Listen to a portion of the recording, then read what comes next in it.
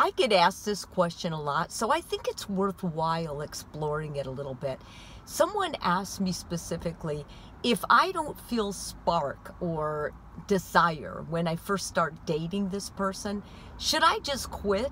Well, I asked them further, what do you usually do? And they say, yeah, I usually just say, this isn't going to work because I've dated a lot.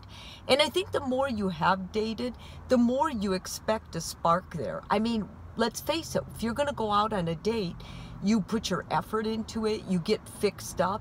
And I can't imagine doing all that and making plans without feeling a certain amount of desire to see the person.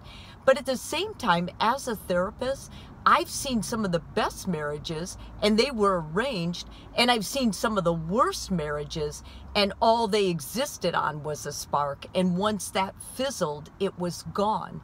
So I personally advise you that if you are with somebody and you're dating and you feel no spark or whatever, you should be transparent. I mean, the whole idea of dating is to be real, to know if this other person is someone you want to share your life with.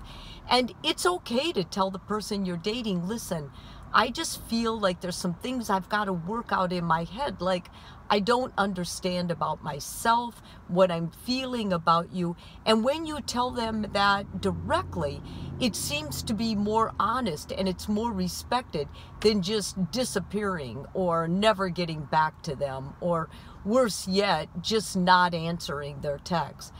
But I do think if this is a person that there's something about them that even though you don't feel that spark, you don't feel right about just letting them go, there's 3 questions I want you to ask yourself, because at that point, it's really something going on inside you and you should take a look at it. First of all, ask yourself, what am I afraid of if I let go of this person? I think when you ask yourself that and you answer it, you'll have a lot more answers and reasons why you may want to continue the relationship or not. Secondly, what specifically, and I want you to write them down, makes this person void of a spark? So what is it that this person does or doesn't have that makes you lack desire or interest in them as far as attraction or sexuality? And the last one is, what specific combination makes you feel a spark? For many women, they were raised by dads who were not there. They were irresponsible. They were what we call now the bad boys. And so women grew up equating a bad boy with someone who was irresponsible or not there. And you may desire that because it felt like love to you, because you were raised with a dad who your mother loved. She said she loved him, and you equated that with love, but that wasn't healthy. Or it may be something like that.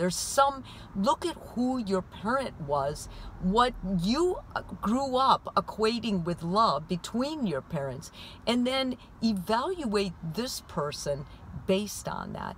It's so interesting and intriguing, but it also offers you a chance to step back and say, wait a minute, these old norms of there being this sexual intensity and desire may not be real life at all.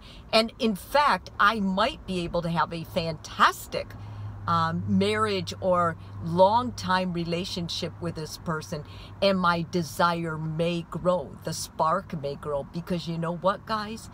In my clinical practice, I see that happen, so I cannot say that doesn't happen. I hope this helps you minimize some of the confusion you may feel while you're dating. It's complex and it's difficult, but if we don't ask the questions, we end up being in relationships that we're not entirely happy about or fulfilled in. And I think it's important to explore it for that reason, if nothing else. Have an awesome day.